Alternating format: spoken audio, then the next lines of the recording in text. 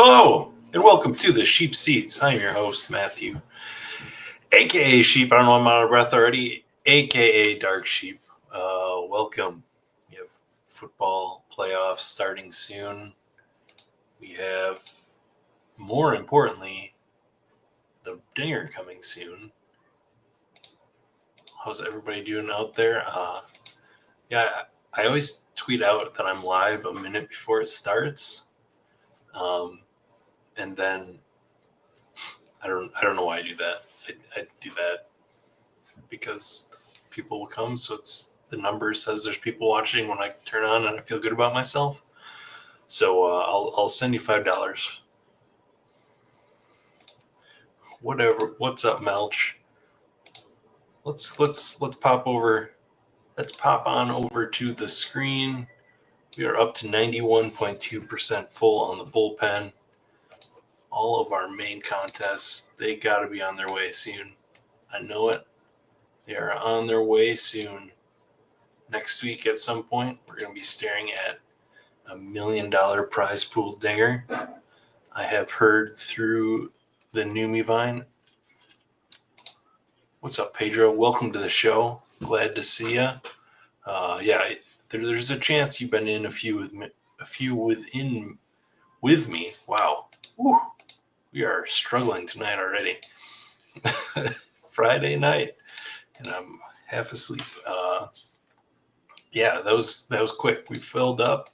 It doesn't look like.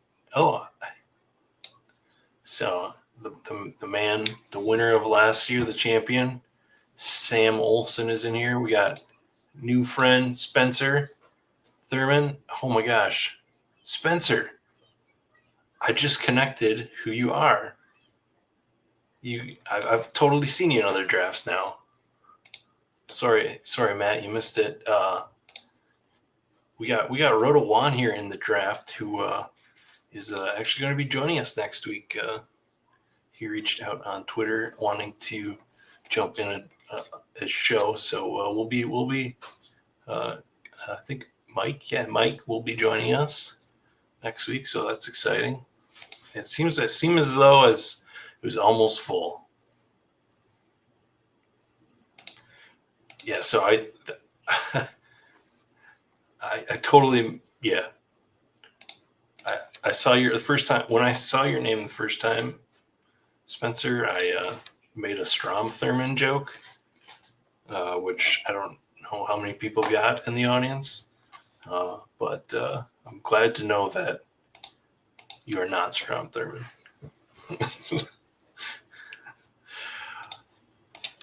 All right, what do we got going on here? We got the 10th pick. Pretty average start, normal start. If you didn't miss it, over on Stacking Dingers this week, we released our initial rankings for the contests, and been doing a few tweaks here or there. I kind of want to do a once over. I've been drafting with it all week and had a bunch of slows. I've been going through. Kind of want to do a once over and redo a bunch of stuff already after a week of using them. All right. We're pretty happy here. Taking to Corbin Carroll. Have no problem. Yeah. Well, yes. I assume I'm glad your filibuster abilities are good. Just that, the racist aspect I'm hoping you don't cover. All right. Happy with Corbin Carroll here. Immediately want to make sure we do not miss out on Cattell when he comes around next pick, hopefully. Next time around the board, we'll see if he survives. I've been enjoying that pairing quite a bit. We really saw Corbin Carroll become good Corbin Carroll again in the last year. So options here, take one of these guys that we like at infield, or get the big bopper and Kyle Schwarber. That's sort of my lean. Could take one of these young studs. But we're going to take the big guy. I have made this start a couple of times. I have not gotten to Gabriel Moreno too often. Don't really love, sort of last year was what we were hoping that breakout was going to come. They just signed a third catcher. Who was it? Pinto? And then they have Adrian Del Castillo hanging out. So I'm not super in on Moreno this year. Ooh, good question. If you had to completely fade two of the first round outfielders, who would it be? Ooh. Had to.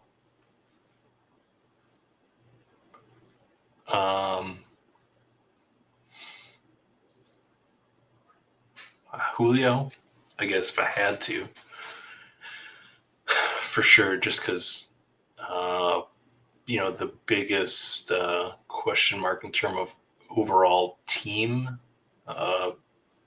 surrounding him and the offensive environment there. Definitely not this. Not Jordan and Tucker. I'm a big fans. We're big fans of Jordan here. One of the best pure hitters in baseball. I'm still holding out hope for that big dominant season. And maybe you're right. And Tucker, big fan of Kyle Tucker. So I don't know. I guess Ohtani. That sounds weird, but if you're forcing me, I'm still taking Ohtani 1-1, but there's a ton of question marks in terms of how much he's going to sit with pitching, what kind of stolen bases he's going to have after that outlier 50 plus stolen base season. So I guess just fading him at 1 if I had to fade one. So I don't know if that makes sense, but so we have a glass of water, in a nice Harley Davidson glass. But we have also a Wisconsin staple, the New Glarus Spotted Cow. That's what we are drinking tonight. What do you guys have out there in internet land tonight? All right. Our goal here is, let's see if we can do this. What is Roto Juan going to take? Okay, he takes Jazz. I don't know if this makes sense, but we're going to go by ADP. We're going to try and put, Underdog's been acting kind of weird tonight. I know I was in a playoff best ball or a playoff football draft, and the whole thing got borked. And then now some picks have been acting kind of weird when I was making some slow draft picks. So, Sam takes Ketel Marte. So we don't love that, if we're being honest. I think I would have rather have Ketel over Trey, but just going the ADP game there, trying to push the other guy around the corner. That's what we're hoping to do. So options here coming up. Yeah, it's hard to choose who I would fade. James Wood was a thought there.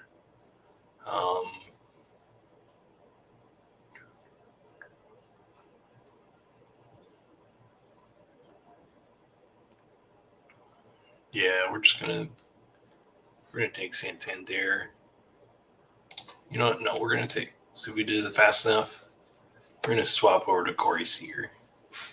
I've been trying to get myself. Oh, oh, good. Yes, yeah. Underdog is acting strange tonight. That was a long time. I think the Underdog is drinking Malort tonight.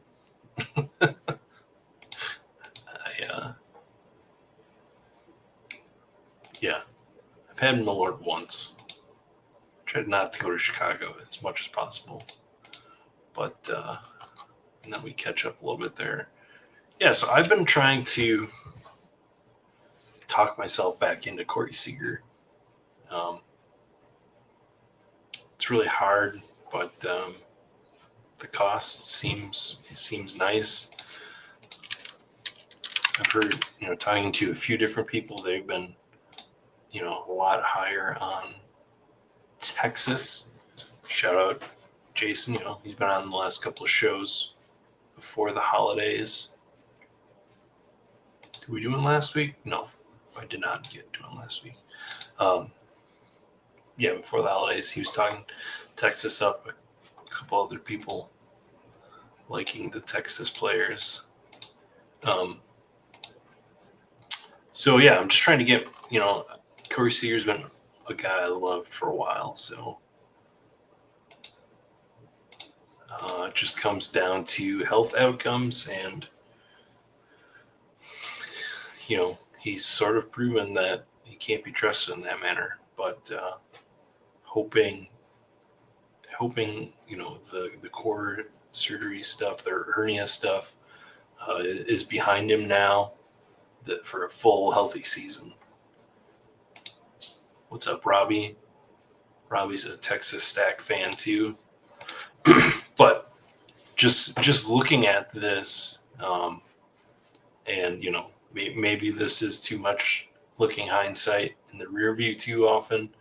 But putting together these four names: Corbin Carroll, Kyle Schwarber, Trey Turner, and Corey Seager. We were paying second round price on Trey and Corey up until he had the surgery off season last year. We were paying that. So, are we paying for, are we taking 4 first and second rounders on this team potentially? But Trey is dropped because his production dropped last year, and Corey's dropped because of the health stuff. So yeah, and I've been going a lot of so many of these outfielders around him that I'm doing a pushing myself to not ignore that name when I'm looking at that group of things. All right, get ADP here. Marcus Semien is up at the top to go with Corey Seager. Don't love it. Like if I'm trying to convince myself on Corey Seager, I kind of have to say that Semien's going to have sort of a bounce back season too. Well, let's look at that. Pretty big downswing for him last year. He's a guy who has thrived off of volume, and he still played a lot last year. So it's not like he lost a ton of volume, but the production went down. So option here coming up. Do we like Chris Sale to start our pitching pool off? Or are we going to go with tried and true? Speaking of injury risk that I can't stay away from. Let's see, I have him ranked much higher than his current ADP. Okay, so Mr. Thurman takes the decision away from us there. Where did Adelise one here at 50? So that might be a preferred option there. But, here at the sheep seats, you're never going to pass up Christian Yelich as our third outfielder. So you got a nice core here, I think. impending back surgery turning out for Christian Yelich. Always scary, but let's see what we got. We got this run of pitchers in the 5th round. As is usual, nobody really bumped up Skeens or Skubal in this draft.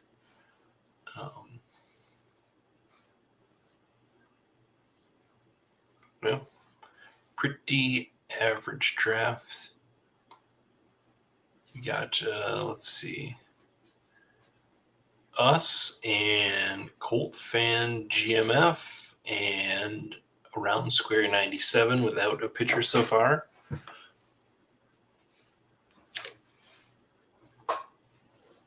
Now we're held up again. We don't want to lose this draft. That would be frustrating, annoying. Let's try refreshing here. Oh, there we go. Yeah. Do not like the way Underdog has been acting tonight. Oh boy takes his 3rd pitcher, Skeens, Gilbert, and Aaron Nola.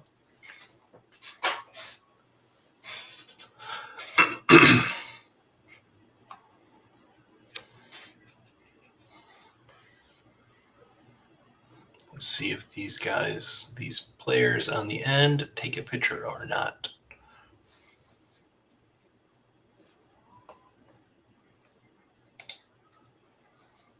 Yeah.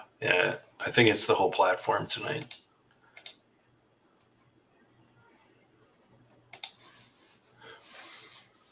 Yeah, I've made my stand against Evan Carter, but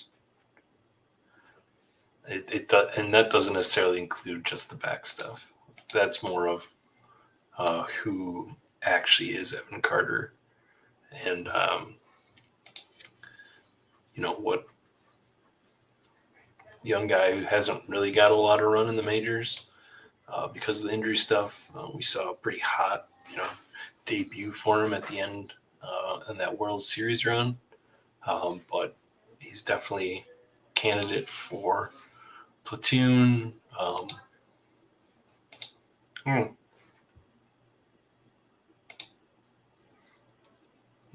Yeah, it's annoying, but what are we gonna do? We got to draft, right?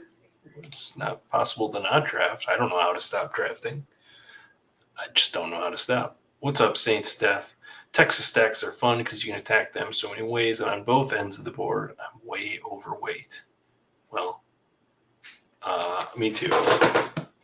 Oh, you mean the stack? Of course. No, I do that.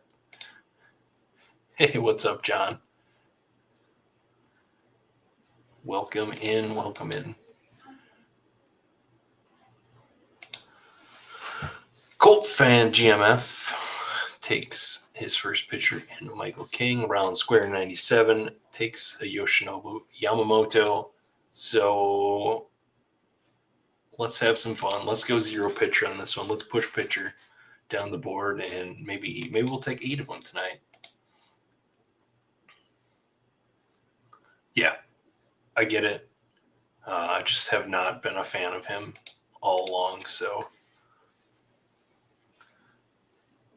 maybe I'm biased from that World Series run. He seeing the talk, the froth, everybody playing him in DFS, and I didn't think it really matched the profile. Just like no power or not much power. I don't know, platoon guy, but I also was saying that Jarren Duran might be a platoon guy last season, so I don't know why you're watching the show and listening to anything I say.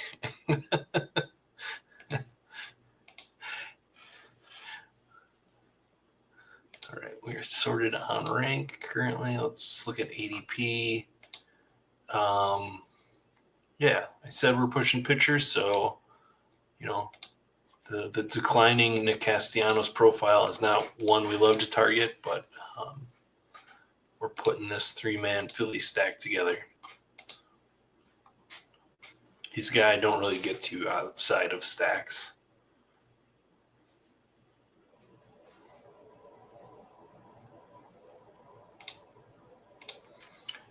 Yeah, and I guess I know he's not like a big deal. I'm not drafting him, but Josh Smith last year was like the best hitter on the Rangers. I know everybody underperformed, so that's not saying much. But right now, who's to say Josh Smith isn't going to play center more? I don't know. I don't think it's going to happen, but he could take that right side of stuff. Oh, we are on the board. We're pushing pitcher here. We're going to take our 5th outfielder in Taylor Ward, someone we are stocking up on. Quiet, big outfield.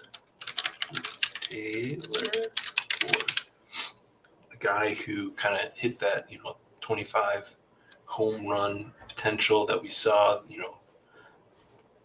Don't think too many would realize how many points he actually put up last year. And since we're pushing pitcher, I like being here at outfield, having 5 of them here. Yeah. What's up, Philip? Welcome in. I'm sorry, Jason. It's nothing underlying on Josh Smith said that he should have hit as well as he did last year. So I don't think that is a true worry. It's just they've played him and felt comfortable with him last year early in the lineup. I don't know. That makes him a good pick. Woo, I don't know who we're talking about, but yeah, we only make good picks here. Good results and good picks only. If it was easy, everyone would do it. You know what? I gotta say, I've been thinking about this. As we roll into dinger season, I'm putting a call out here. All 20 of you watching, and the 20 more after. We need some more people making baseball, best ball content. If you if you need help getting set up or whatever, and you're interested in coming on a show, just see what it's like, talking about it while you're drafting, or you want to try streaming, let me know. We gotta get more people out there. I feel vastly. I feel like we should push this game. We love it. Everybody that comes in seems to enjoy it. It is nice to see. I feel like this year, again, getting a new batch of faces of players and stuff. But the Melch, yeah, let's do it. Let's set it up. We need, accountants, data scientists. Those are the target audience, is what we've learned as we've talked to people in that are most passionate about baseball, best ball. It's like accountants, data scientists, engineers. So yeah, I just want more people out there talking about it. I sometimes feel like I'm the only voice, and I get tired. Well, I don't get tired of my own voice. People talk about how we're coming up. Yeah, this is fun too. Good seeing this out there too. Okay, we're gonna take Vinny P here, a guy who we are hoping for that that season out of to be the stud that we hope he can be. Yeah, this is true. A lot more roto traditional baseball guys, and I've been trying to infiltrate that space and advertise myself and stuff. But all right, yeah, I will. I'll reach out to you guys. Like I said, Roto Juan, Mike, already reached out about he should be coming on next week to hang out. But I just mean also just in general, we need more people, more streams. Like it's kind of funny. You can go on YouTube and just like at this point there's like we've reached the point where football content, like there's people just out there streaming to one person now. Like there's people out there trying and just expanding that space. So baseball's next. All right, we're at 4-5. So I kind of want to hold out for Jacques Peterson. Jorge Soler is interesting now that we started at Taylor Ward. Could maybe tack on an outfielder later.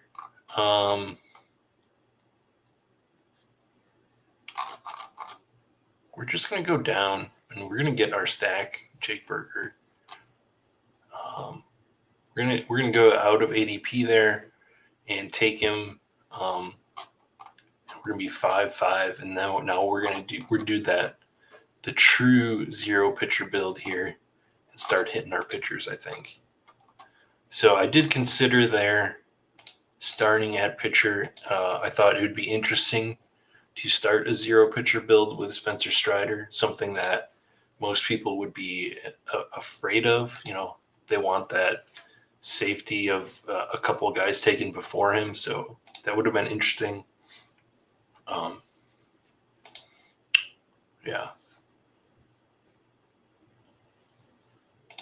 Yeah, we can't have this.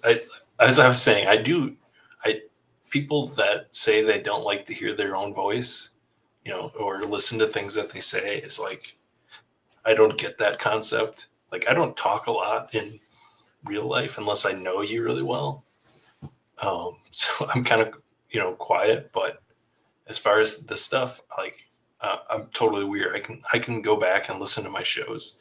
In fact, I've been going back to last year's Stacking Dingers and having no problem listening to, trying to remember what we were talking about last year at this time of the year, looking at, some of the stuff, the data stuff that Chris was working on last year, trying to frame that again this year. So I don't mind listening, but I'd love to listen to other people's opinions.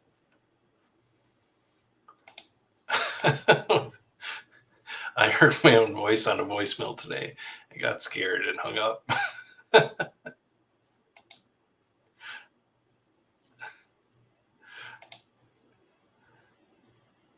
Yeah, this is exactly it. There's someone streaming on YouTube like 24/7. And, like I said, talking to Numi, we're going from the 750K prize pool last year on the Dinger to $1 million this year. So I know he's seeing, on the Underdog side, they're seeing the player growth. And, it can only go up, I think. And, we need more people out there talking, discussing, just spreading the game, if nothing else. People out there searching for regular fantasy football content stumble on an Underdog stream, and they're like, wait, I don't have to set a lineup? We need that spread more into baseball too.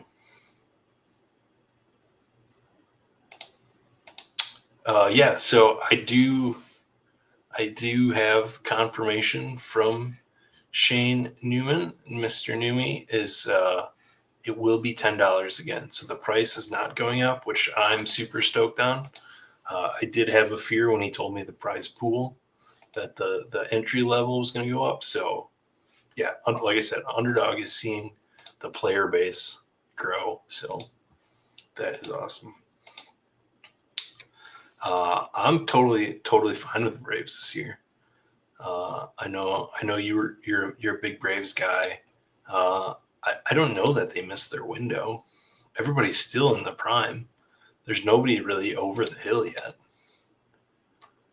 All right, let's start our pitchers. We got 5 and 5. Let us start.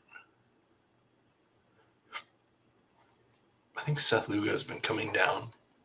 Let's start with the boring Seth Lugo pick here. I've not been taking him too much.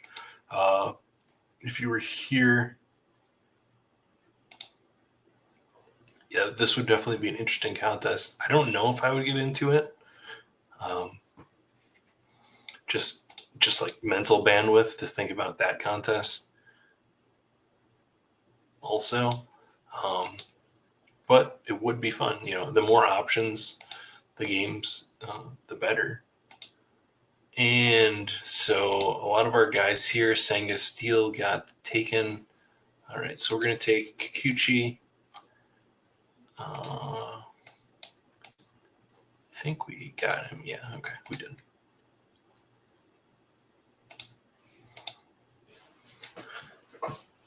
Yeah, so this is what we were saying about Sale last year, right? We didn't think he was going to hold up a full season. He did it. There's a ton of risk there. If he can hold up, let's. I got Fangraphs open because when don't I have at least one tab of Fangraphs open at this time of year?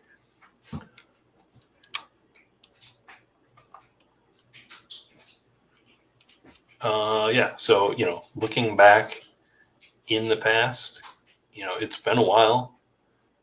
2018, 2019, he got 160, 150 innings. Before that, he had this nice streak of 200 plus. And then all the injury stuff happened. And last year he got back to about 180. I mean, who's to say he can't do that again? He's 35 years old, going to be almost 36 by the time the season rolls around. That is absolutely a fear. Let's see, we are 12 picks away. So that is a fear there. Let's take a look at the Braves rotation while we're over here and thinking about this question. Chris Sale right now. Lopez, I think, is in store for a decent season again. Schwellenbach, who, is probably the most requested person to get in the player pool when I put out the call for players to enter. Not sure why he didn't get in, but yeah, I think this is a great top three. Grant Holmes was fine last year, and then Ian Anderson. Yeah, there is some depth here, some depth issues even in the first five. But I think the Bryce Elder experiment is over. AJ Smith-Shawver is still out there trying his best. He did not look super good. The strikeouts, I think, were still there. Hurston Waldrop. After that, I don't know the depth of that system there in the pitcher, but they have a lot of. They have some depth there to draw on, but yeah, I can see that being a cause for concern if you're a Braves fan. Compared to some of the previous seasons, um, obviously they'll get Strider back whenever Strider's back. So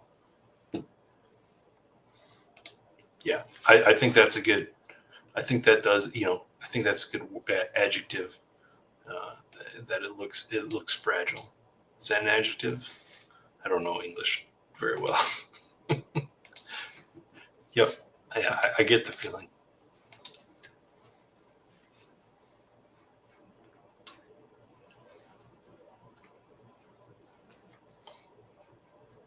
All right, we got two guys here at the top that we are happy to get. All right, Mackenzie Gore goes. Roto One's probably going to take Jack Flaherty from us. I don't know if he is, but nope, he goes with Nico. And I don't know. I'm fully back in on Flaherty. Is anybody out there? Anybody out there worried about Jack Flaherty going into this season? I'm not really worried about the landing spot. I think he can survive anywhere if he's going to be good again and not injured. I guess those years that he was kind of down were kind of injury related too. So Yeah, I'm surprised I'm really surprised they let Charlie Morton go to the Baltimore. So it seemed like it seemed to make sense to, to keep him around. Um, Especially, I mean, yeah, even as leadership of a guy like him that can um, provide. What's up, B shot? All right, we are. Let's keep the risk level high here. Let's throw Brandon Wu,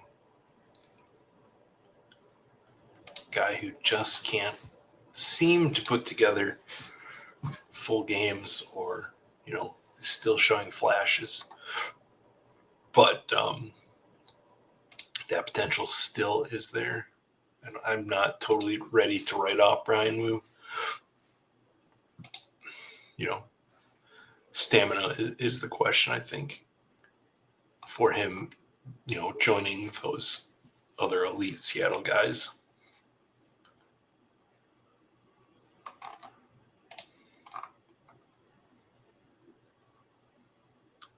So we've hit 4 pitchers in a row. Boring old Seth Lugo. A hopefully still improved Yusei Kikichi. A hopefully healthy and on a good team Jack Flaherty. And a shot on Brian Wu. Mr. Thurman takes our Robbie Ray. I'm still finishing my slows, but I think I'm going to have like 60-70% Robbie Ray in this contest.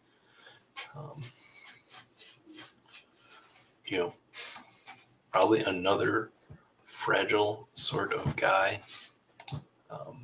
But he's coming off the Tommy John surgery. He had the hammy issue once he came back, but the most important thing for me on Robbie Ray here, and thinking about him, is that he was back pitching, and he looked fine. So still gets to play in San Francisco. We still like that park for pitchers. Yeah. I think he is going to be a guy that rises up in spring once people remember him. I think people have forgotten Robbie Ray, or are remembering Robbie Ray of old that was inconsistent. There was, back in his quote unquote prime, his D-backs prime.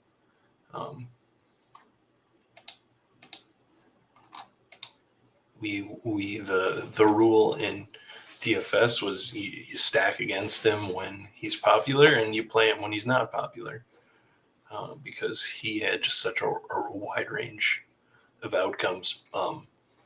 But we saw super improvements after that, so I think he should be going like 2 rounds earlier at least. Yeah, and even if he still has those bad games in there, we don't care. He reminds me of, I mean, it's the profile the last 2 years that I've hit really well. 2 years ago, Blake Snell. Last year, Dylan Cease. 2 guys that everybody was humming and hawing on, the consistency, and when we see that profile hit on the good end, we see a guy that just ends up being really valuable. Yeah. I have been kind of backing off of Woodruff, but now that I kind of want to see, his velo. For me, the thing with Woodruff, I want to see where he's back on the velo. The news came out this week that he is throwing bullpen sessions. Yeah, that's the other thing, that Robbie Ray and the Snell comparison. So let's do it. We can keep talking about him here. Kind of want to talk Bradley and push Woodruff, but we're going to take Woodruff here. Yeah, the news is he's throwing 20 to 30 pitch bullpen sessions already. And he has not looked at a velo gun at this point. Oh, okay, so Taj comes back. I think I need to move Jose Barrios out of this group. I'm not loving taking him in this group. We are going to take Taj Bradley, I think. The upside there is bigger. I do like Christopher Sanchez if I want a guy I think that's going to have a consistent season. But, we waited 10 rounds to get our pitchers. Let's take some potential rockets up the board here. I was big on Zach Eflin last year. That was a mistake.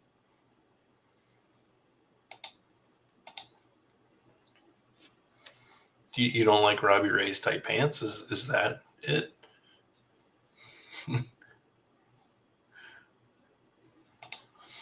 No, okay. You don't like the general work that he does. Okay, I get it. I know you are an absolute vibes based guy in terms of that kind of stuff, and can't blame you there. I don't mind it.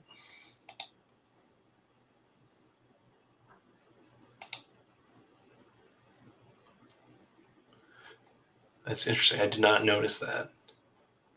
I'll have to go back maybe and look at his closing out to the season. I just know overall he was not a big advancer guy for me.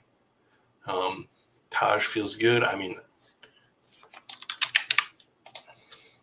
yeah, he got to 140 innings last year. A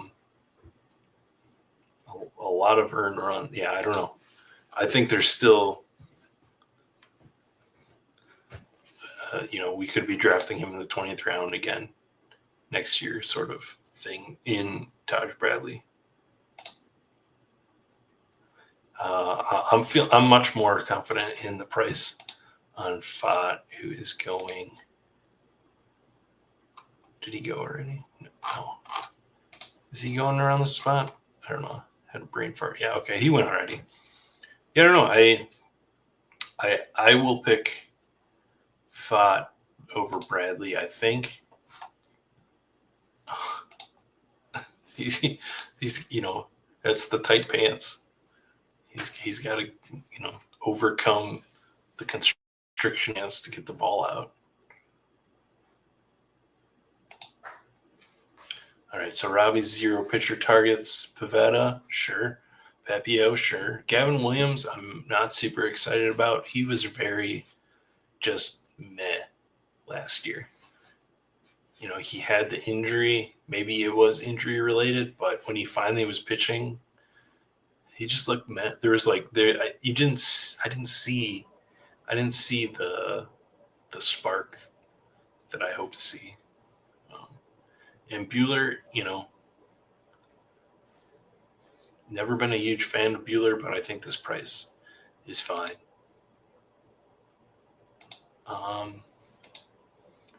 What's let's take the temperature of the room. What do people think? Are we feeling another draft out there? I think I got one in me. I know usually when we do a second draft, I start talking silly things. So we'll see what kind of exciting conversations we get. I've managed to only drink like a third of my beer, so I don't need a beer refill.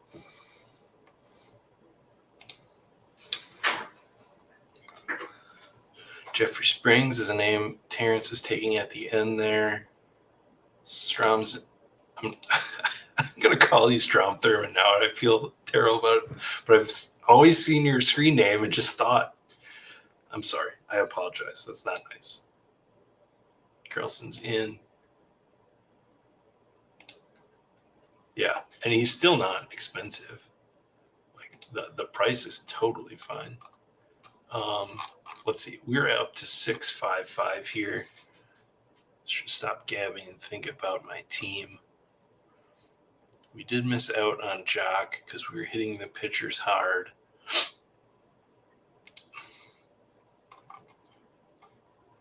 Let's take our 7th pitcher in DJ Hers here.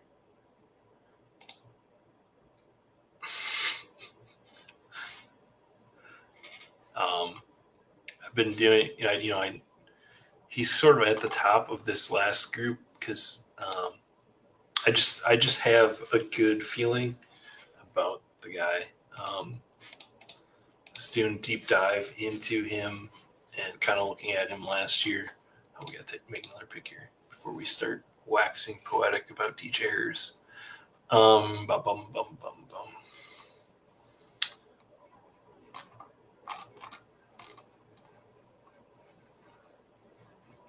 Who are we thinking?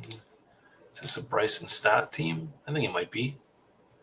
Another guy who sort of did not live up to 2023 in 2024. But we're going to put him with our Phillies guys here. We're going to go 7, 6, 5 at this point. Maybe think about who we want at outfielder here.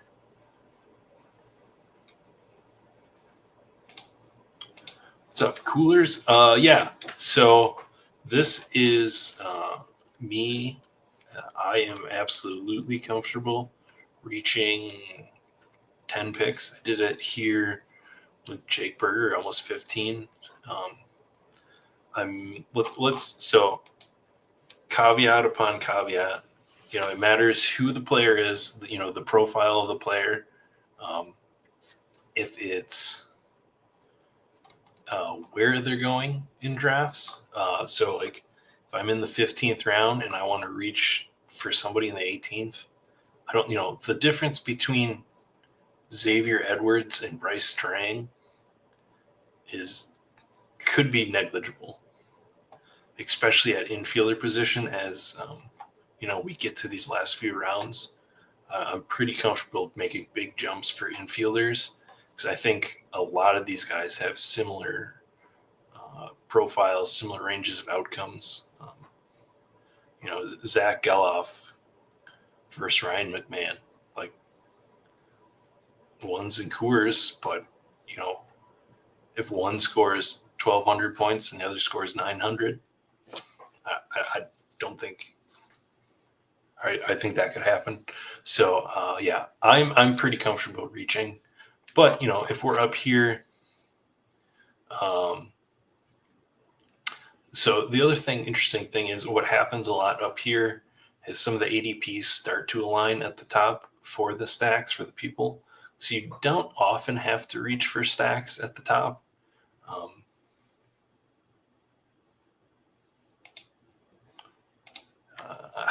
So yeah, hopefully that answered your question. I know not everyone prioritizes stacks and gets as big a stacks as I do. That was an episode I was rewatching of the Stacking Dingers show.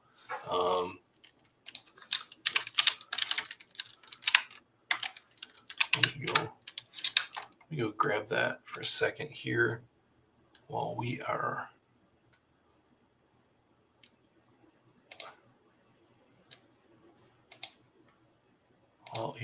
waiting. Let me grab that episode and I'll post a link. I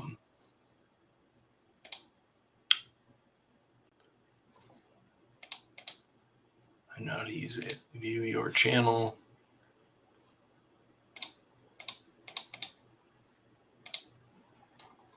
The video was called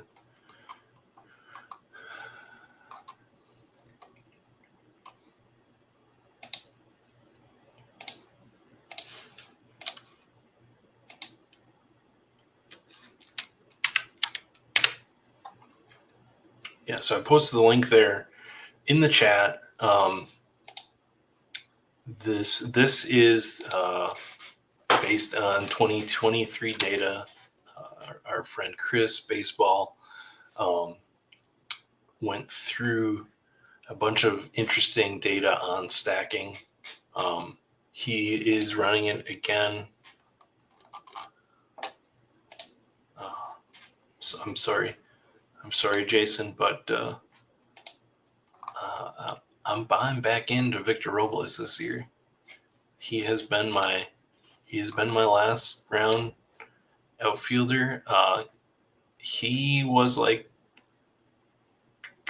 6, 7, 8. He's in the top 10, top 15 of points per plate appearance last year. When he came back in Seattle. I apologize, but yeah, go check that link out for a bunch of data, in-depth data on stacking. Again, that is on the 2023 contest. I'm asking for it. I know what I'm getting into, but all right, we got 7, 6, 6. Let's make this an 8 pitcher build. We waited till 121. Let's take an 8th pitcher here. We got some potential holes with Flaherty, Woodruff, Wu. We didn't get to talk about DJ Hers, but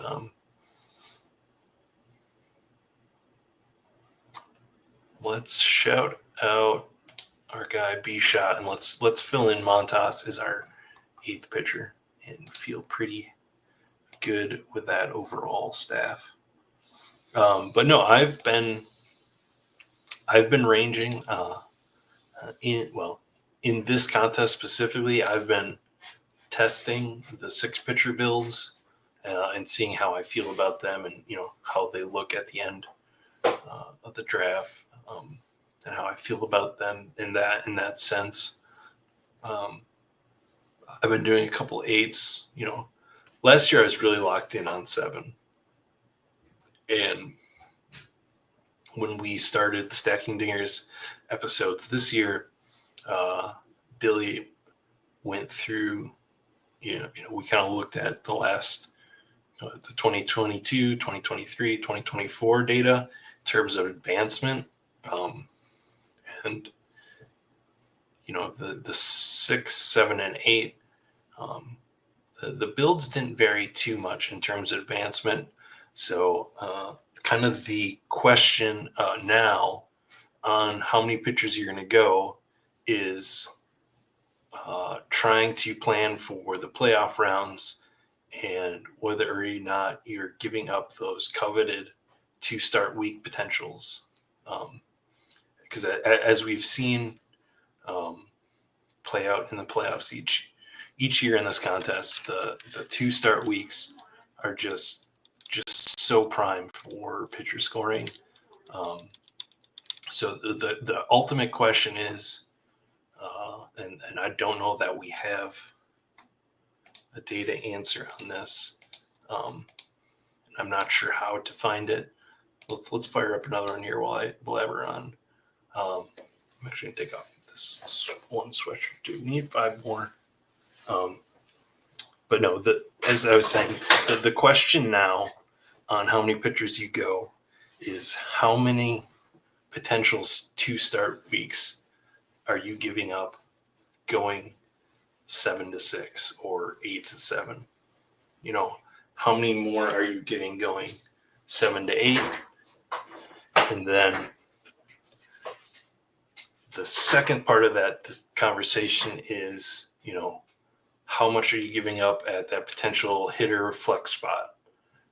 Where does that balance come in the having another hitter to hit the flex spot potentially. So I think that is like the ultimate. If you can mathematically figure out that the playoffs and how you want to, or how you can define the 2-start potential and how that balances with having that extra hitter or 2 to potentially fill the flex spot on the roster, like that is like the data point if you could have it.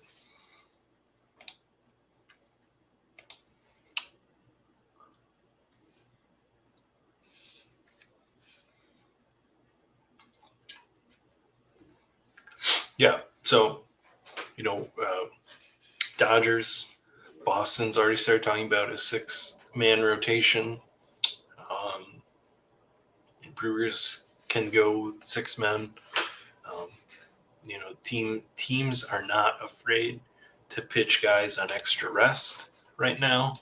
Like, even if they're not saying, "Oh, we're gonna have a 6-man rotation," they're still scheduling guys for that extra day of rest often. So, um, yeah, I think just looking at the landscape of baseball in general, um, I feel like we fixate too much on the teams that specifically say, "Oh, I'm gonna have a 6-man rotation." Um, the example I call out when we're talking about Dodgers specifically is last year Tyler Glasnow. Like, you were not said to have Tyler Glasnow. Up until the injury, he was hitting your lineup each week.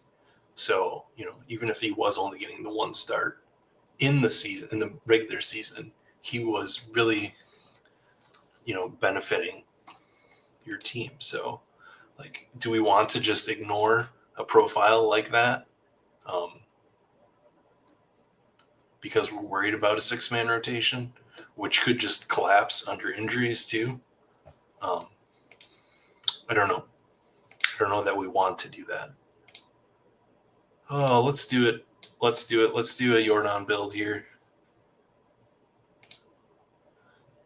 Oh, okay. So Sam, who won the Dinger last year, Sam Olson was in that draft. He only ended up with 6 pitchers. Uh, um, so I did not see his final team. I saw some names that I've been seeing him take a lot of so far. Let's see what. My buddy finished 3rd in the Dinger, and he also only had 6 pitchers. One of them was Darvish, who was hurt, and somehow, 5 pitchers got him there. So, um, when you turn the cards up at the end in the playoffs, like, anything can happen, even in the regular season. Without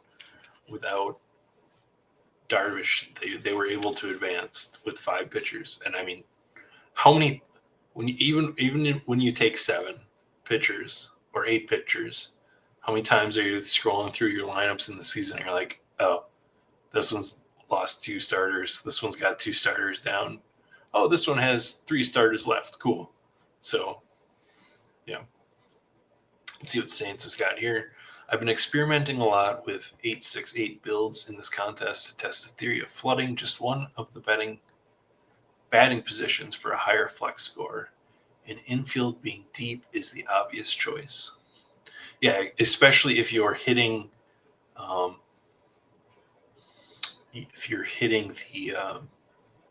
the outfielders early, and you're putting in a bunch of those 1,000, 1,100 sort of infielder accumulator type of guys.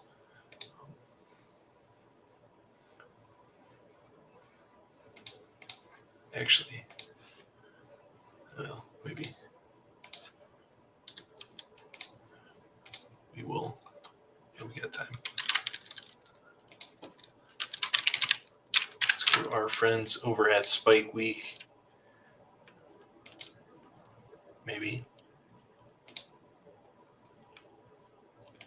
go over to Billy's article here. Grab that.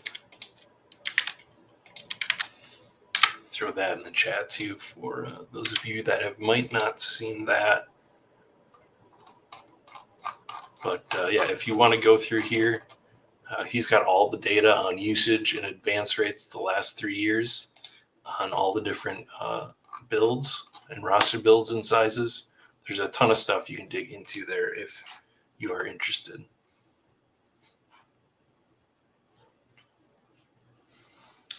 If you want to start looking at what, if you're thinking about these 6-8-6 builds, you can kind of see what happened in the past to people that have used that in terms of an advance rate. Again, that doesn't speak at all to the playoff rounds, but you can get an idea of the last 3 years, how that helped or hurt people compared relative to what other people were, other build styles too. SP here. I finished top 20. Cease, Keller, Bassett, Pavetta. Yeah, a pretty gross 0 pitcher team. Let's see. We got Yordan Alvarez. Option here. Do we go with a young? Trio doesn't really fall here very much anymore. A lot of these builds where I go Yordan here, I'm taking Matt Olson and building Houston, Atlanta as my main stacks. So we're going to be a little bit different here. Ouch. I'm going to ban you, man. He's your favorite. Wow. That hurts. That hurts. I hope he's not in chat. That's good. I'm not going to tell him this. I don't need to pump his ego here. I need the confidence.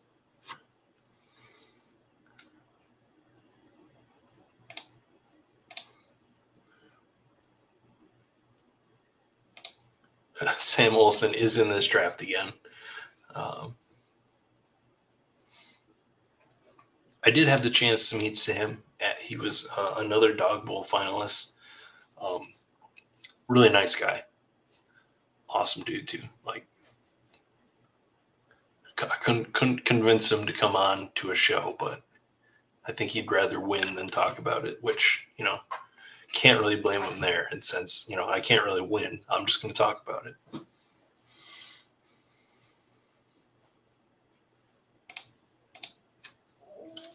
Yeah, but this is Matt Olson. Like, why do I care about one season of Matt Olson? I know who Matt Olson is. He's not over the hill. He's at the end of his prime, but he's not out of his prime. I have no problem with Matt Olson this year. In fact, you saw him. I have him at the top of that infield group. As much as I would love this, the truth of the matter is that the baseball audience is not big enough. They're even struggling to fill the NBA contests right now. Maybe that's visibility. People don't know that the NBA Dog Bowl is going on, but even the 150 maxers of those the bigger daily NBA contests can't fill an NBA Dog Bowl entries right now. So I think we have to hope for some other fun baseball thing. And I don't, as much as I would love it, I don't think the Dog Bowl is on the near horizon. I'd love to be wrong, but I don't think it is on the near horizon for baseball. Maybe there's an online final that doesn't have the trip and party. Maybe that would be the thing we have to sell. All right.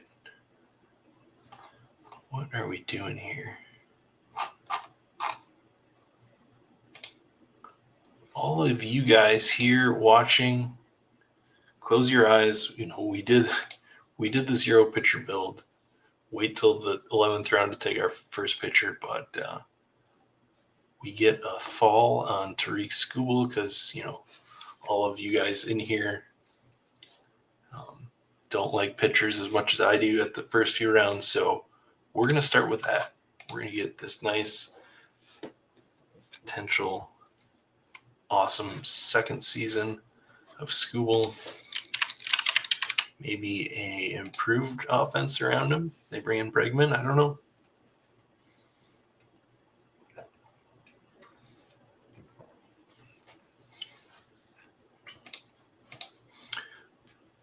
Saints here finished 148th with a 7.67 build. I don't understand how to optimize, or I didn't understand how to optimize for the playoffs. Still don't really, but learned some last year. Yeah. And ultimately, when it comes to building for the playoffs, the answer a lot of times is you hope you had the right guy that went off. as much as we sit here and talk and want to think that we're like finding secrets, ultimately you got to have the right guys, so I think, like, don't get frustrated, because unless you have a super big win, you're going to feel this way about your playoff teams no matter what the results are. Like, you could get 5 finals teams through, and if none of them succeed, you're going to be frustrated and feel this way. So, like, don't worry about it too much. Like you said, learn from last year. Hey, nice, congrats on that. That had to be a nice prize there, so that's cool. Well, Robbie, I'm sorry to say, but I often contribute to the Michael Harris hype. So maybe I see, I get it. Ground balls are a problem. But yeah, I don't know. I just feel like there's that breakout there still. I don't know. Yeah, our buddy Reducing Juice here, or Silly Rabbit Trickery. This speaks entirely to the playoffs and how it can make you feel. All right.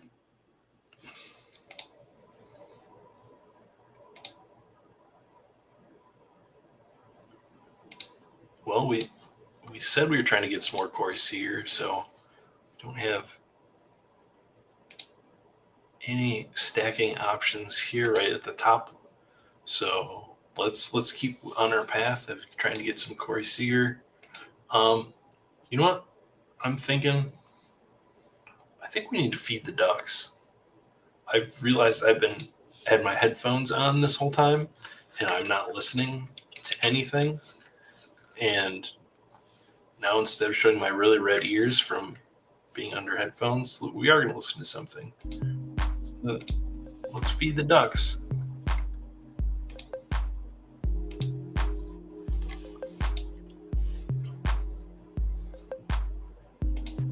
But even going back to this, you feel like this kind of speaks to it. You feel like football's easier because you had a good result, right?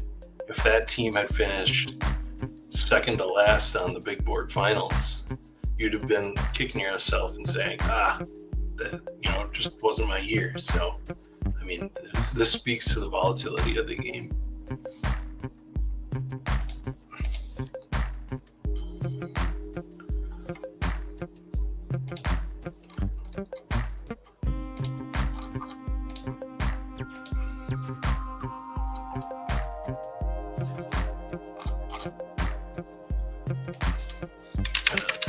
Queue up some potential guys here in the next few rounds.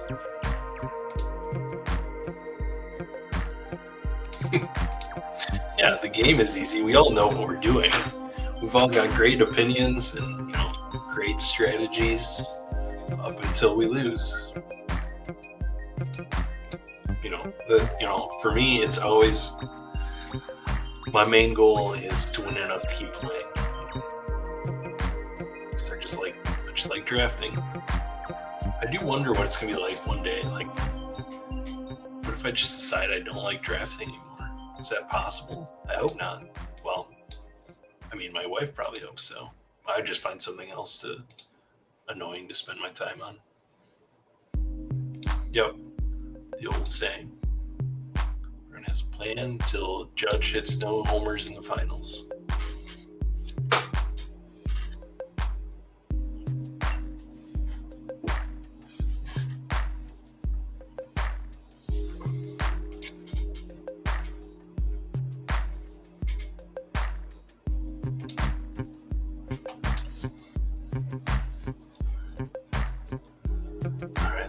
Let's see here. So we got pick 53 and 68. We got a lot of guys we like. Okay. Okay, Robbie takes Adelise here. Like I said, I don't love Marcus Semien.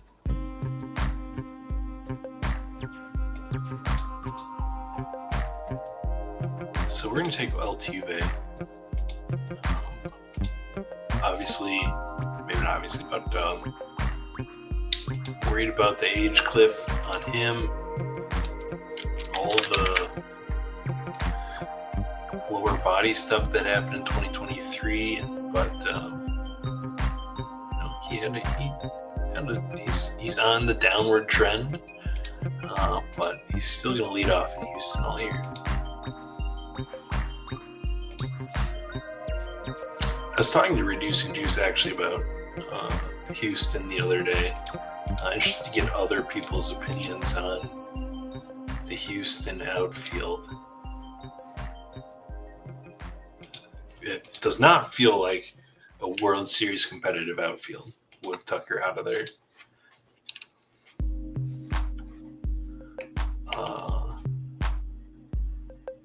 Let's pop over there and look at that again.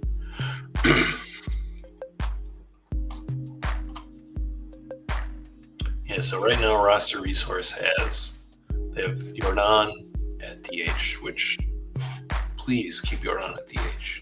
Don't make him run in the outfield. We don't know about his knees ever. But then, yeah, Chaz McCormick, Taylor Trammell, Jake Myers, Shea Woodcomb here, Marcio Dubon. Like, this is not a World Series competitive outfield.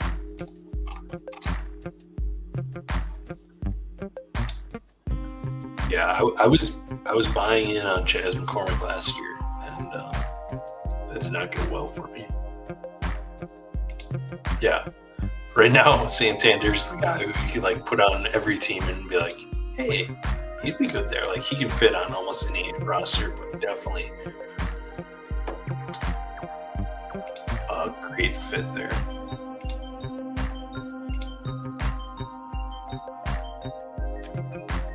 Yeah.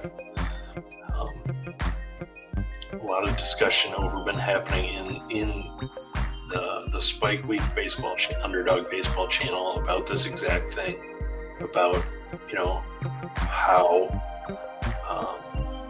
in football we especially those tuned into best ball kind of have this figured out that these rookies are the guys we want in the later season. These handcuff guys come in, potential opportunities when injury, but you don't have necessarily that game or that contingent sort of ability in baseball to think about.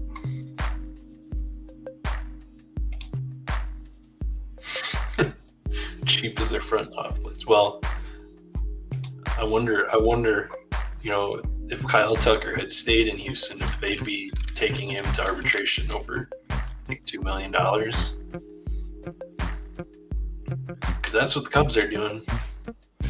Tweeted out last night, welcome to the NL Central, Kyle. But the truth of the matter is, like, this is just happening all around the league at this point. You have the spenders and the thrifters. All right, John takes William Contreras, who I'm having a tough time getting to at that price.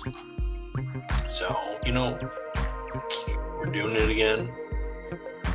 We are doing it again. Yelich and Churio. Well, have I got news for you. They're taking William Contreras to arbitration over $500,000. So they, year in, year out, they take their stars, their young stars, over, pennies on the dollar. They try to save. Just ridiculous. I'm just like desensitized to it on the Brewers, but it's frustrating, man. It is frustrating. I don't know. And I personally don't think salary caps, salary floors, like whatever rules you come up with to implement, they're just going to find the loopholes. They're just going to be as cheap as possible. The ones that want to be cheap as possible. And that's the majority of them now. So, I don't know. I don't think the solution, I don't think there is a solution. The solution is to incentivize spending, not force rules and stuff. I don't know. I don't really love to get into those discussions because people have lots of opinions and I just don't care. Because ultimately, as frustrating as all that stuff comes in, I really don't care. I'm here to play fantasy baseball. Speaking of cheap, Rockies have their own other set of problems and mismanagement, not just in the money sort of realm of things. All right, let's see what we got coming up here. Yeah, and then they pay for Chris Bryant or Nolan Arenado and then trade him away and pay him while he's not there.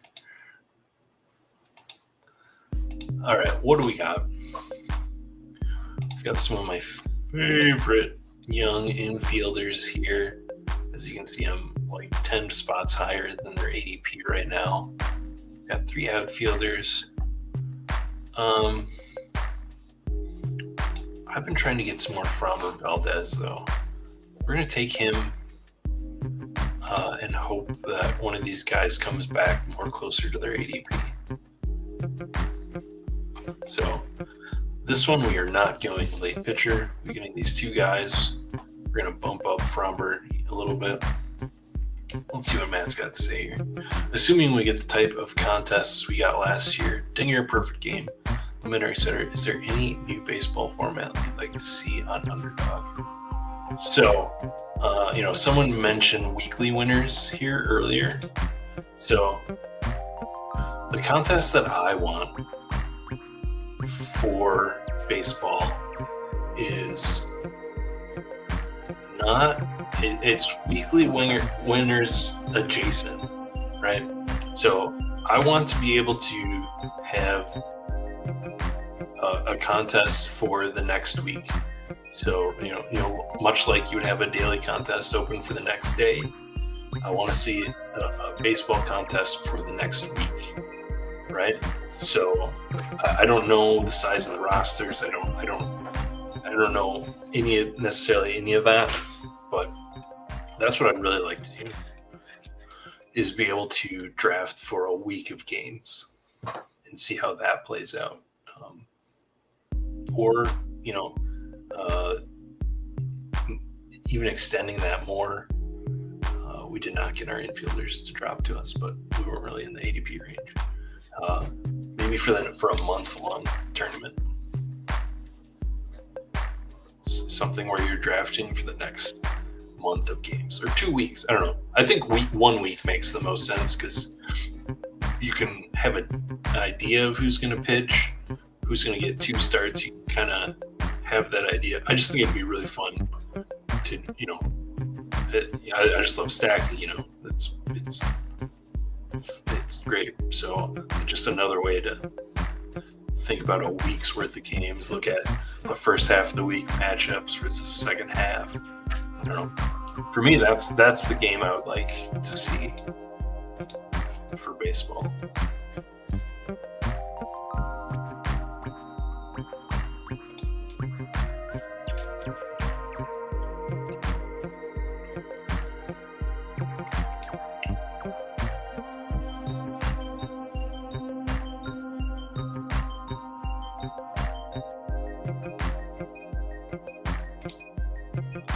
All right, thinking here about Alex Bregman versus like Matt Chapman. It's more outfielders, so this is something I've been doing a lot, is taking a Matt Chapman here and then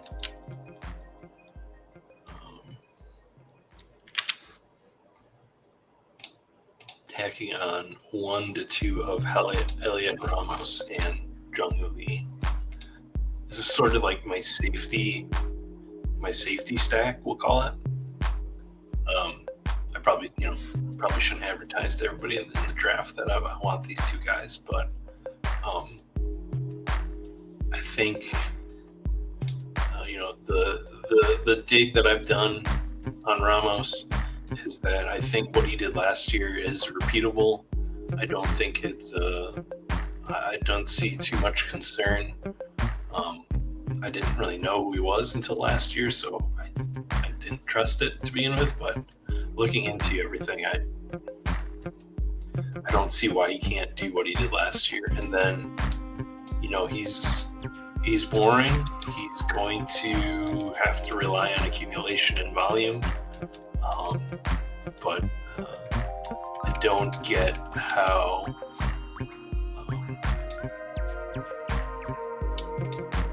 Stephen Kwan can go at pick 78 and Jung-Hoo Lee can go at 129. Just does not compute.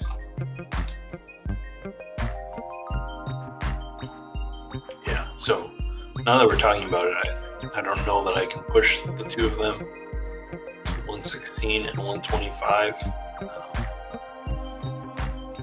My preference here would be take a pitcher, and at least one of those two guys comes back to us later. So I think that's what we're going to do just to build that out. I don't know if you guys out there played, thinking about this question some more, if you guys out there played weekly winners at all for football.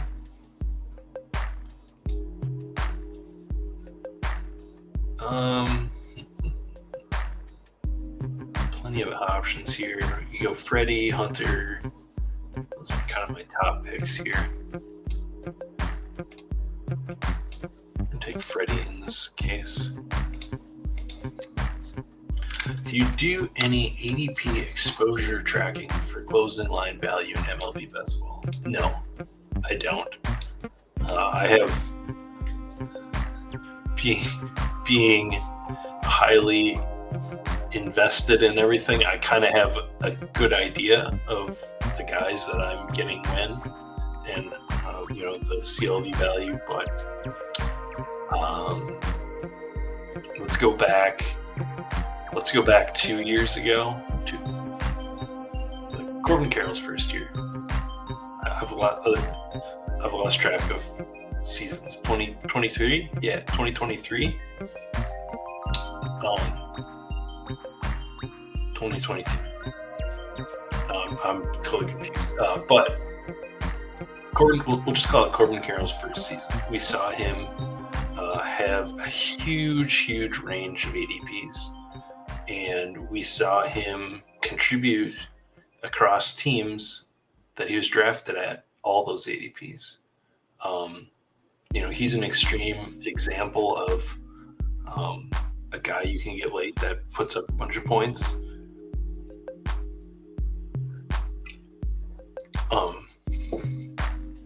But I do not care too much about closing line value. I know I talk about it.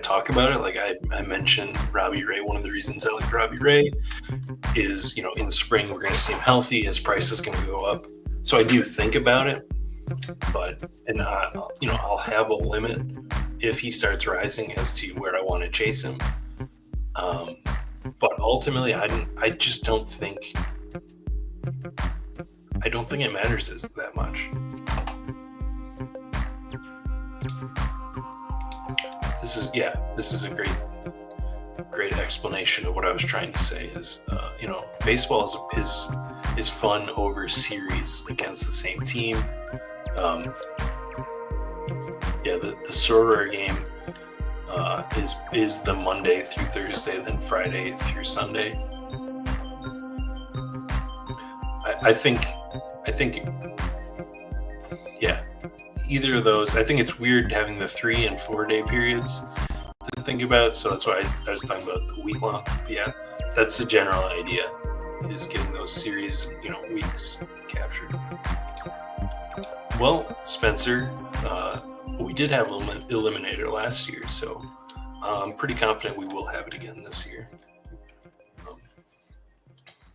I don't know, something about the weekly winners just doesn't appeal to me. I just don't like it. Simple as that. But Eliminator is fun. I have enjoyed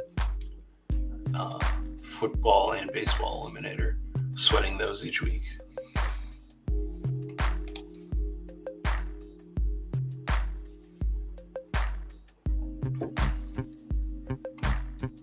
Hopefully everybody's enjoying feeding the ducks tonight. We're an even build here. Some early pitching, some old hitters, with a little sprinkle of youth here in Jackson Trio.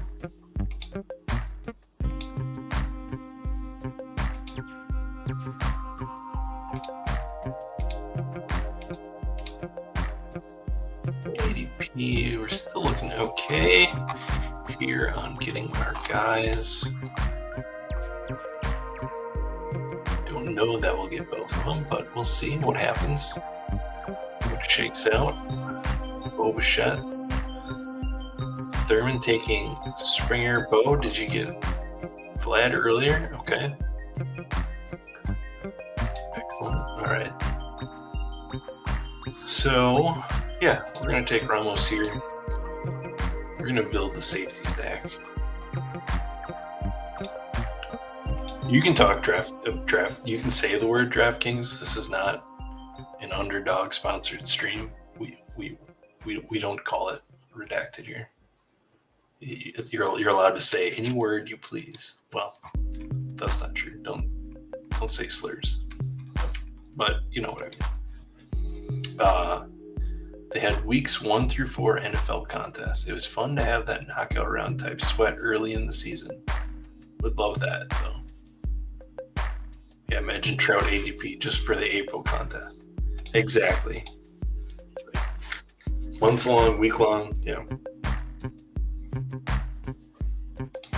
Yes. We're infecting. The mind virus is spreading. I mean that.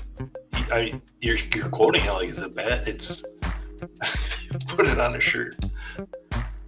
I do have a shirt that says "Drink beer and don't be racist" from a Wisconsin brewery here. I like that shirt. Let's see if, because I know our friend here is big on Lee. Let's see if he lets us take him.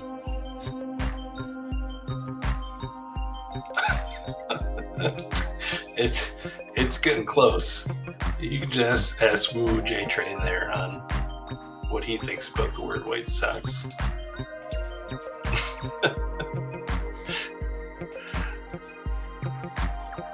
All right, takes Bryce Miller.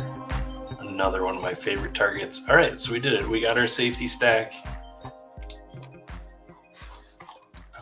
We do want, as long as we're thinking about later,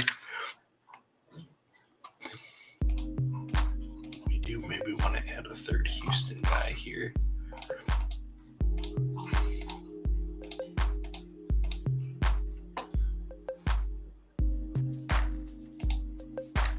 Yeah, I'm pretty sure Sam is using ranks. He picks out a lot of the same guys often.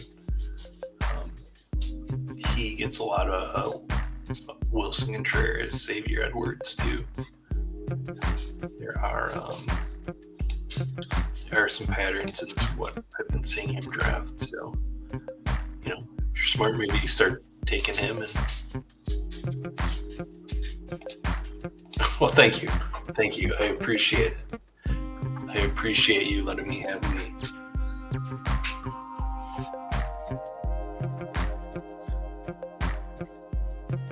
I appreciate it. Yeah.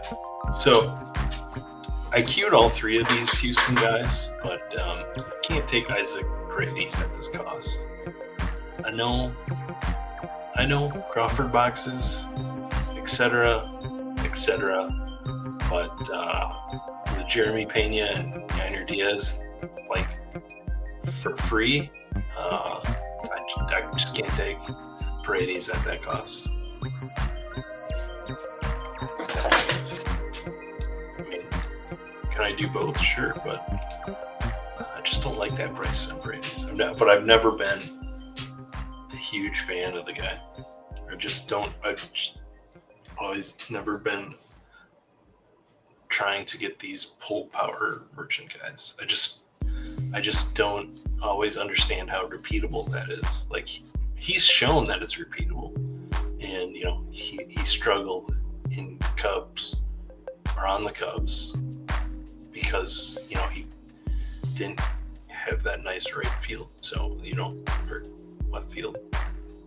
I get it. I get why people want to be excited and they like that pull power profile, but just has never been something. And probably something I'm wrong about. It just doesn't show up in projections, and maybe it's a fault of projections, and I'm too tied to projections sometimes in that case. But it's just such a unique thing. I have a hard time comprehending it, I guess, maybe. I don't know. I think I've talked about it before. Dog's here wanting to want to scratch. She probably wants to go outside. She's like, you started another draft? It's bedtime, dude. Don't you know it's bedtime?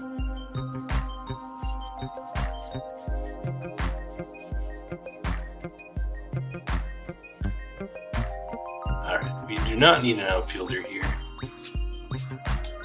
But this is the outfield cliff, in my opinion. Gurriel, Blade, and then...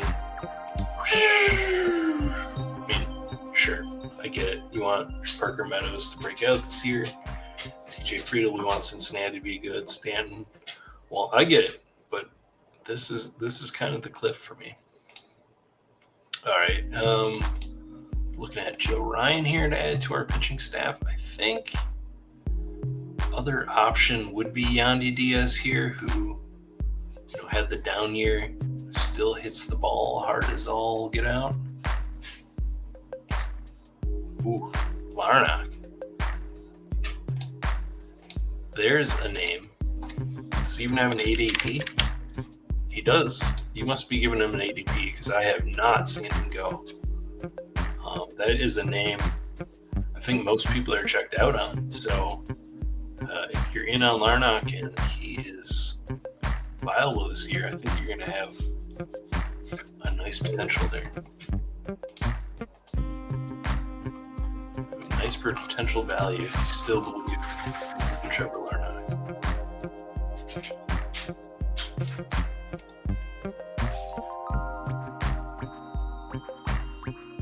Yeah, you took Butler. Okay, so you got all three of those guys. You got Rooker, Butler, and Blade. I really can't blame you. I think these guys have settled into a price that makes sense. I think Blade is fine. I think if you want to get a Shea Langoliers, if you think I don't know how much I want to put Zach Geloff in any team, but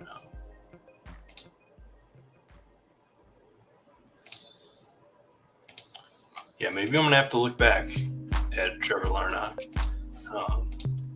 and his opportunity / health potential for this year. SB saying here, finish off with the Soderstrom. Do not hate it. All right, let's see.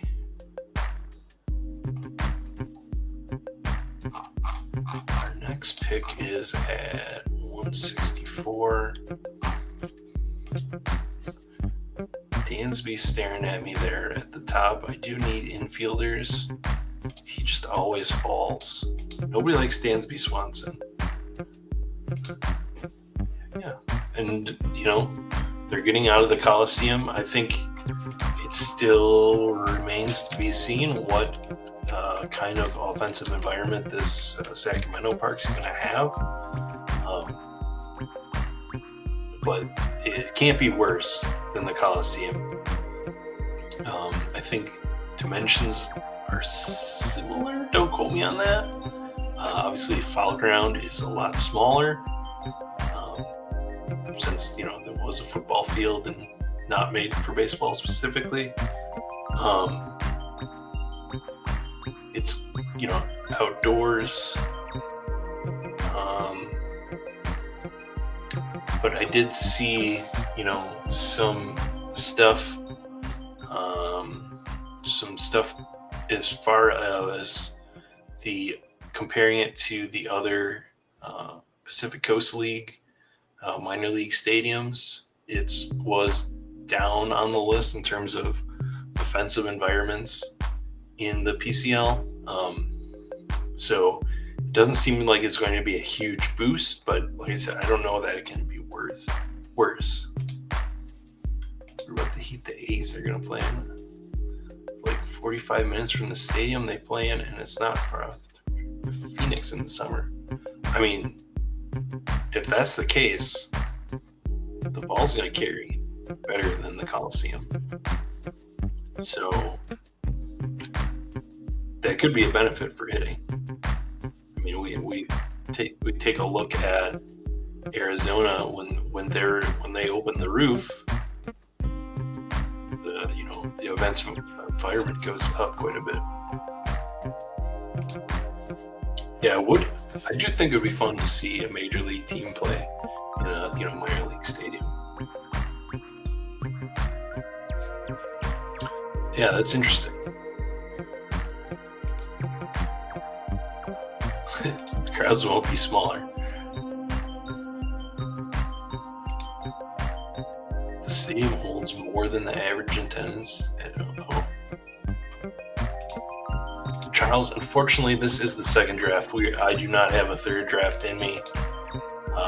Maybe you can get some people in the chat to fill another draft, but I apologize.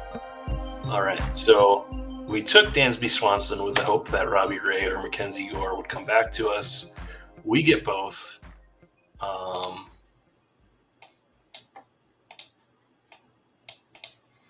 Probably have more Robbie Ray than Gore, so we'll just make that the tiebreaker here.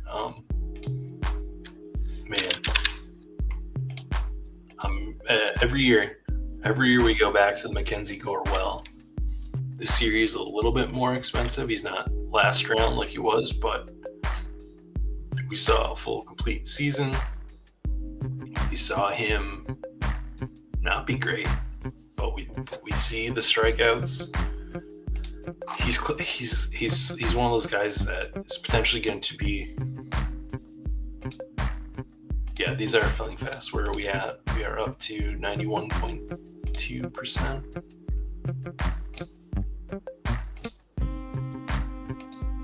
Yeah, this is why Arizona put the human. Well, I mean, there's some elevation in Arizona too, in Phoenix. All right, Go Blue is in there filling in the next stream or the next draft, so we can definitely fill in another one. But thanks for coming. Thanks for coming and hanging out, Charles. I've not seen you in here before, so just happy to see new people jumping in the game or finding me. I guess you've been drafted before. Can't assume that you're brand new, but glad to see new faces around here. Boy, I am just milking this beer tonight. What's up with that? I'm going to finish this. All right, where do we sit? We got a 5.45. We are pretty heavy on our pitching capital relative to my usual builds. I feel like we have a really nice core, a nice boring core that we like to build here on the cheap seats. We could add one of these. We could add a Tommy Edman or Ryan McMahon, both guys I have quite a bit ahead of ADP. Fott went. I was hoping to get Fott.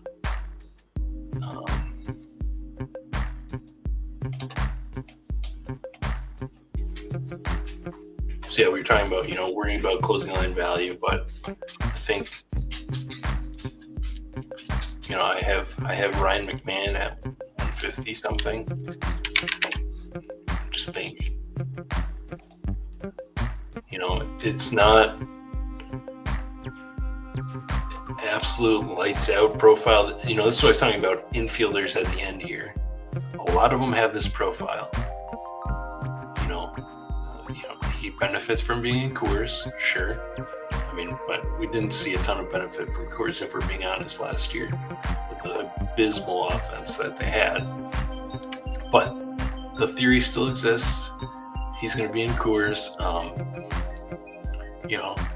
Maybe he hits 3 of his 20 home runs in a week in the playoffs. But we know we're getting from him here. I feel like, how old is Ryan McMahon? Maybe is he a guy? I know there was some trade talk. Yeah, he's hitting age 30. Just turned 30.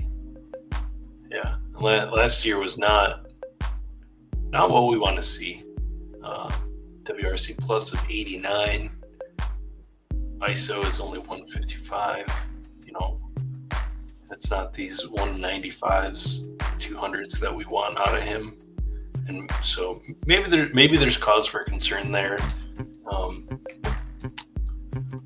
But we're just going to add him to this infield solid core.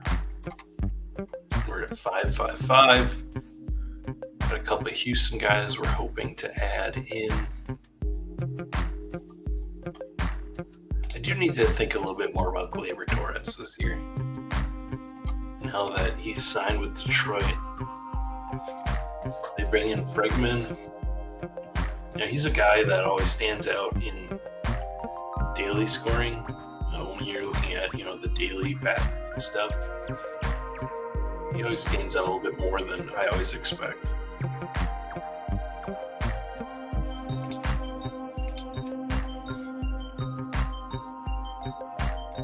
So I can't say that I have ever actually drafted any of these. I know what they are, just never really, partially I just spend so much time thinking about this best ball format that thinking about another one is kind of a lot. I do a couple of teams over the NFBC each year. I think this year I'm going to stick to DCs just because, the free agent stuff is just a little bit too much time for me. Checking out ADPs here. Let's grab Jeremy Pena. Yeah, I do a handful of drafts over on Drafters also. Like when it comes to NFBC, I just prefer it here, and this is where I'm comfortable. I'm sure it's fun. I'm sure I could get into it. Actually, this year,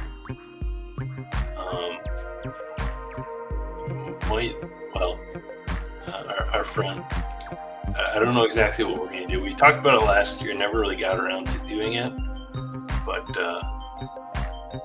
Ben and I, we're talking about we might do an NFBC draft on this show at some point. Can't hide that comment right now. I guess you're stuck on screen right now. Hide. There it goes.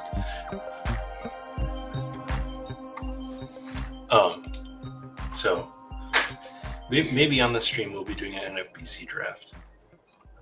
And actually, now that I mention it, I did reach out to friends of the show. Oh yeah, that was what he wanted to draft. He wanted to. Ben wanted to draft a main event qualifier, so we might do it, but I don't know if we'll stream it.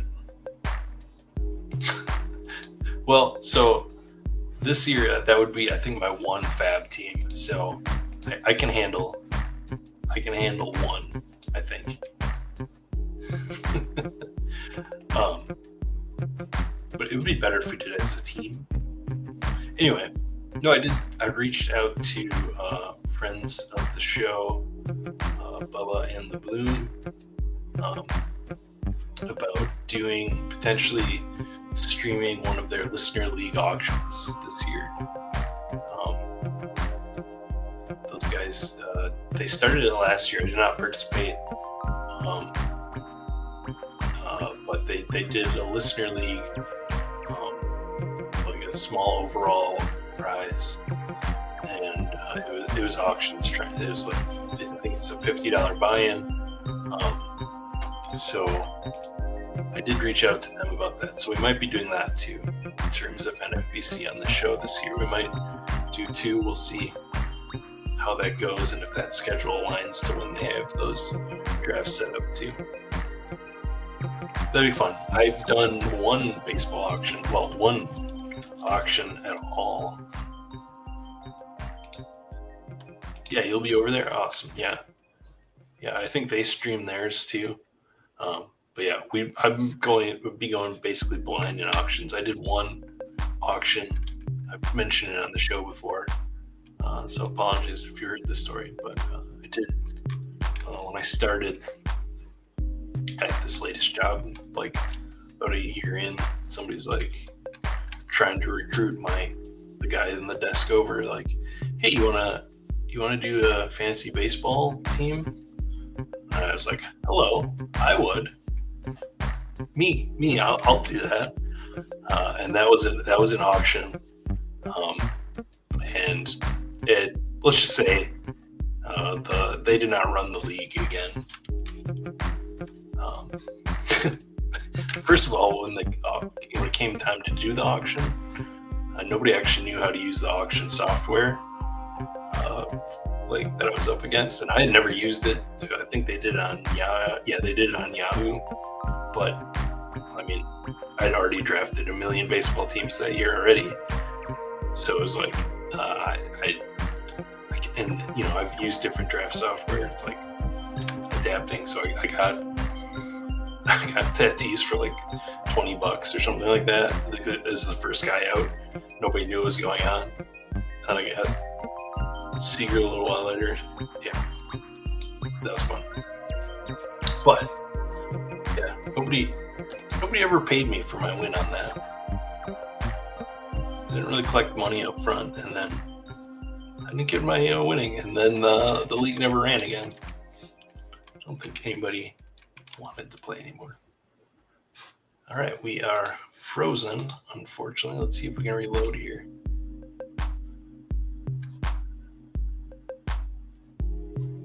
Ooh, nice. We almost missed it. We almost got a Yainer Diaz, which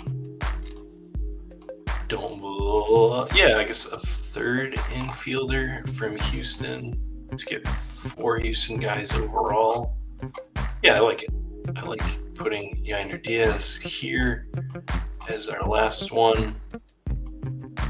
We're at 6-7-7, so we have 2 picks left, probably a pitcher and an outfielder. Let's look at this overall outfield composition. Jordan, Trio, Yelich, Ramos, and me. Hey, good luck to you, Philip. Yeah, I hope he crushes. I did think maybe that, that one of the benefits we could get if Jordan does end up having to play outfield is maybe we get some Yainer DH days, which we would not hate. As as the rabid Yiner supporters that we seem to all be in here. Auctions are the best. Doing them for like 2 decades in my personal league, but yeah. It was fun. It was definitely fun. All right. So we're looking at another pitcher and another outfielder. We are at the dregs of the outfield bunch. So we're just going to push that decision off and try and fill in our last pitcher. I don't want to look at any of those outfielders. All right, looking at our staff composition right now, we've got Scooble, Valdez, and even Peralta, who, I mean, as far as injury concern, I don't have a ton. How many innings did Joe Ryan get to last year? Yeah, 135. So he hasn't exactly been consistent. These other guys are. So I think we want to take an upside shot here, like a Lodolo, a Chandler, even a Clark Schmidt being. Maybe we want to get super weird and get Reed Detmers, and we want to add Reed Detmers to our Mackenzie Gore of guys that show flashes and just can't seem to figure out. But yeah, we'll take Nick Lodolo. I've been coming around on him.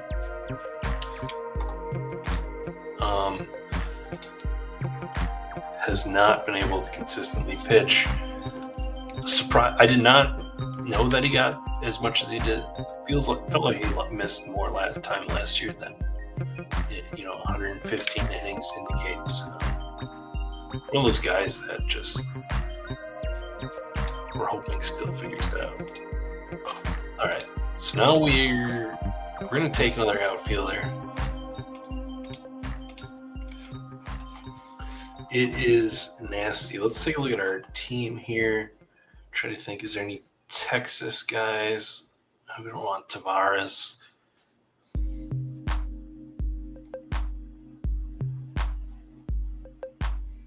Like we were talking about the Houston outfielders and how we didn't like them.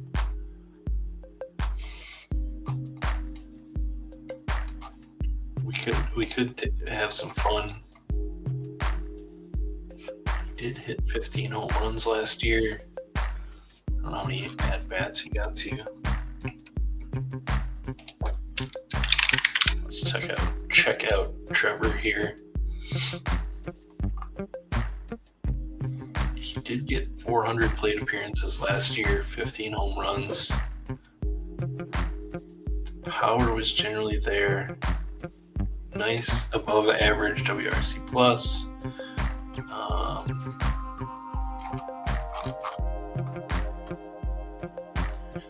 The slugging, the expected slugging is there. Max EV of 100. Oh man. Are we back?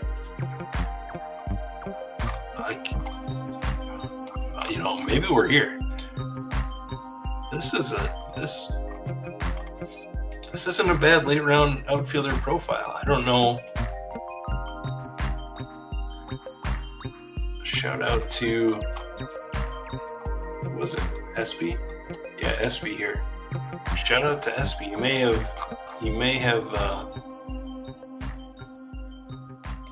may be selling me here on this last round Trevor Larnach.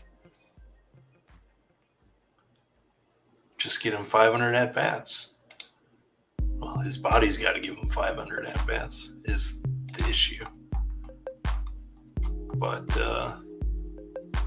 we got a Kepler shout out here.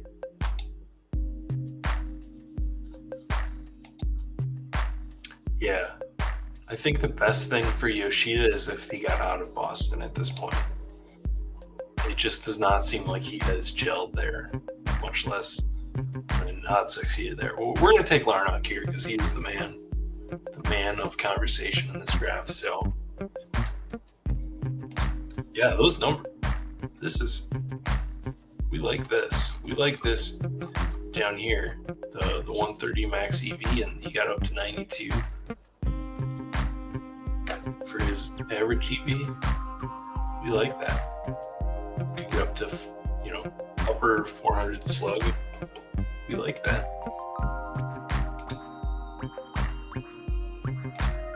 Yeah, so here comes the Rain Honor Parade. He's platoon, playing time capped, great power. Should hit the top of the order. Great last round pick. Wish I'd gotten more shares. Well, I don't know if you're going to be doing any dinger this year. I know last year that wasn't on here, but you can still do that. Yeah, Kepler is intriguing. They say he's not going to platoon. Maybe he does. Maybe he doesn't. Let's check out this last round for any other good picks. Robbie did go with a Langoliers pick. Brian Bayo is here. Our friend Free Rolls Whip Dole is with a Matt Fearling. Stolzen Marsho.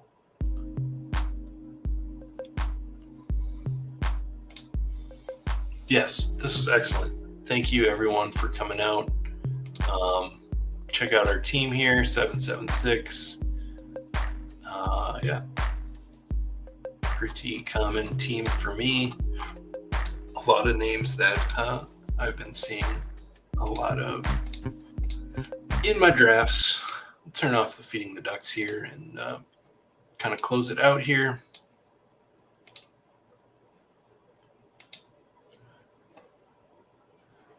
Okay, so yeah, we took Robles in our first one. I know you're in on Seattle this year. Philip, yeah, thank you for hanging out and chatting. If you go fill that next draft to hang out with Philip some more. But we are done here.